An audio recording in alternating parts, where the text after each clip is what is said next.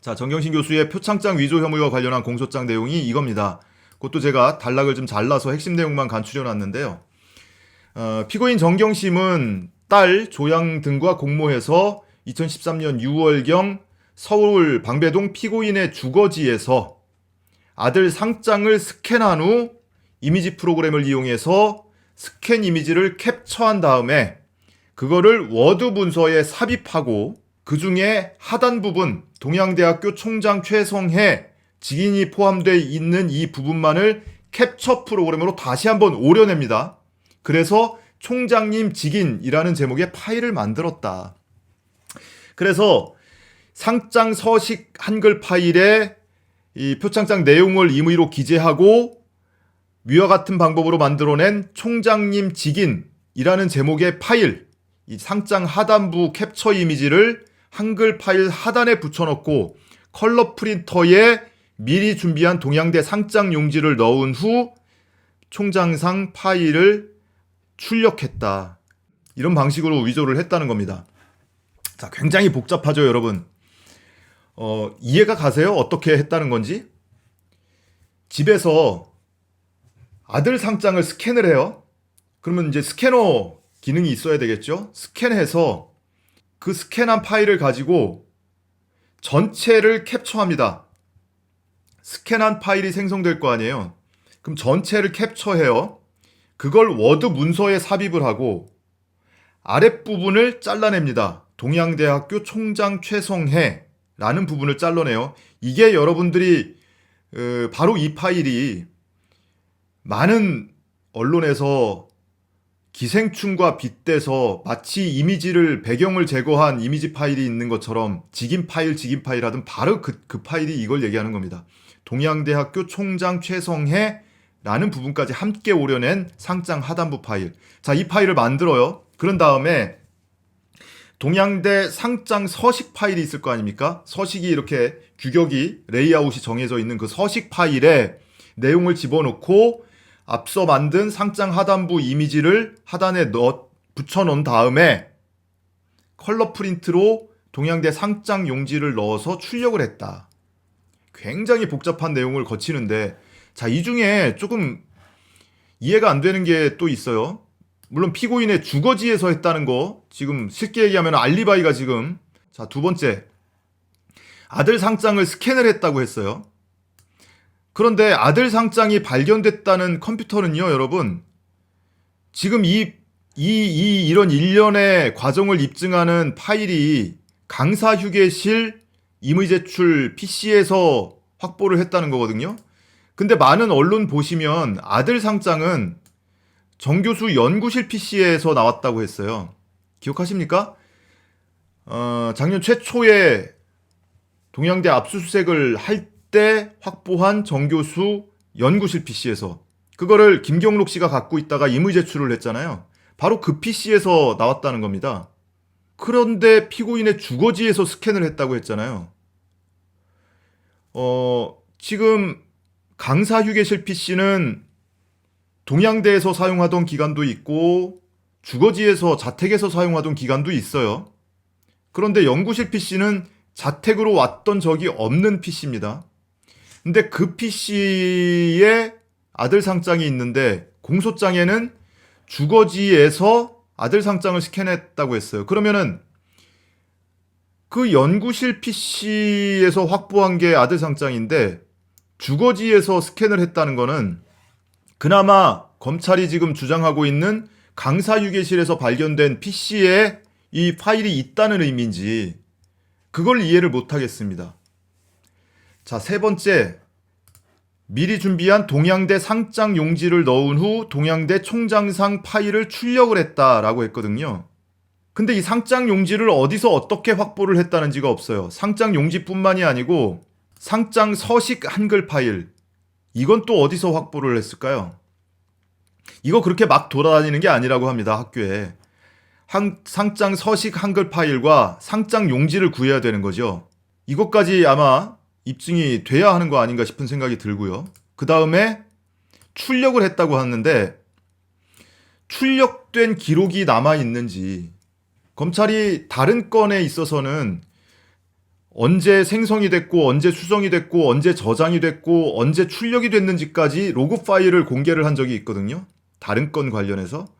근데 이 건에 관련해서는 그러면 자택에서 출력을 했다는 의미 아닙니까? 근데 출력한 기록이 있는지. 아주 사소한 표창장 하나인데 이렇게 아직도 해소가 되지 않는 의문이 곳곳에 남아 있습니다. 그래서 변호인 측이 성명 요청한 것과 별개로 아직도 검찰이 설명해야 할 내용들이 상당히 많다. 그나마도 공소장이 한두 차례 바뀐 거예요. 9월 6일 청문회 당일날 기소를 했다가 11월 11일에 나머지 14개 혐의 기소를 하면서 거기에 슬쩍 범행 과정의 하나로 표창장 위조 관련 내용을 끼워 넣죠. 그러면서 최초의 9월 6일 공소장 내용을 싹 바꿔버립니다. 최초에는 성명불상자와 동양대에서 임의로 직인을 날인하고 이런 내용이 있었다면 시점도 다 달라지고요.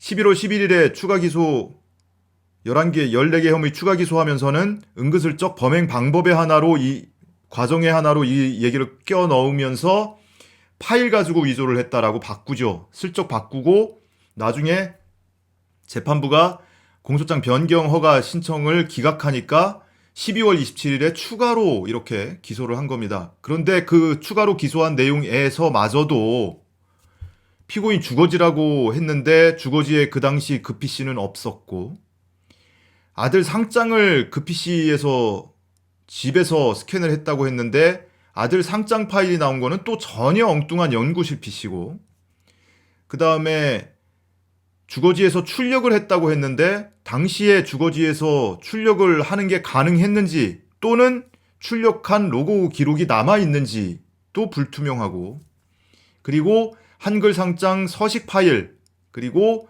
동양대 상장 용지를 어떻게 확보했는지도 확인이 안 되고 최초에는 성명불상자와 공모를 했다고 했습니다. 9월 6일 공소장에는.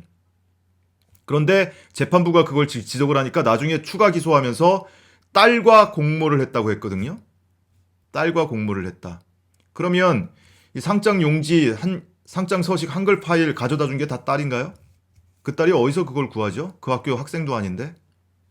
자, 이렇게 아주 간단한 혐의지만 그것을 입증하기 위해서는 아직도 검찰이 설명해야 할 부분이 산처럼 남아있다. 표창장, 특히 표창장은 굉장히 상징적인 사건이잖아요. 최초의 9월 6일 인사청문회 당일에 대통령의 인사권, 국회의 검증권을 침해해가면서 인사청문회 당일에 졸속으로 기소했던 게 바로 이 표창장 위조 혐의입니다. 그렇기 때문에 굉장히 상징적인 사건이 돼버린 겁니다.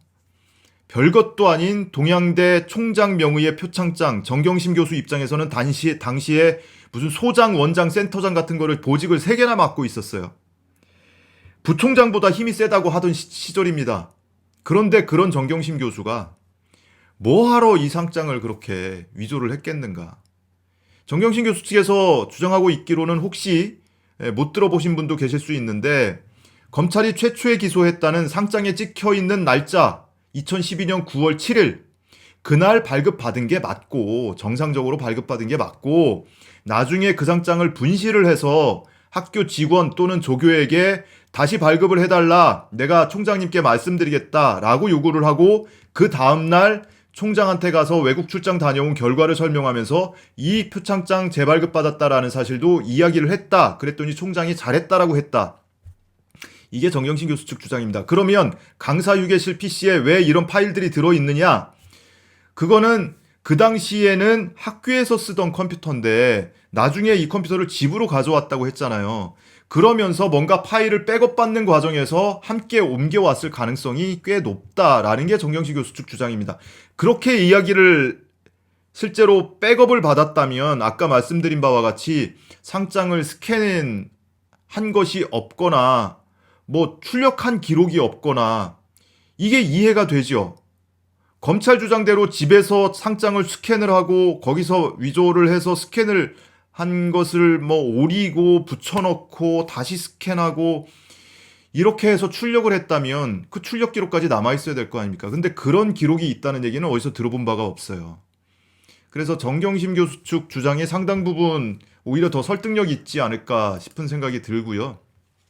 그리고 앞으로도 이 동양대 표창장 위조 혐의와 관련해서는 증인이 뭐 수두룩하게 앞으로도 나올 예정입니다. 당시 학생, 조교, 직원 또는 그 당시 거기서 동양대에서 뭔가 수료증이나 상장을 받았던 당사자들 등등이 뭐 여러 나올 예정이에요. 그래서 그 증인신문 과정까지도 함께 지켜보시면 나중에 결론이 어떻게 나는지 두고 보시자고요. 아무튼.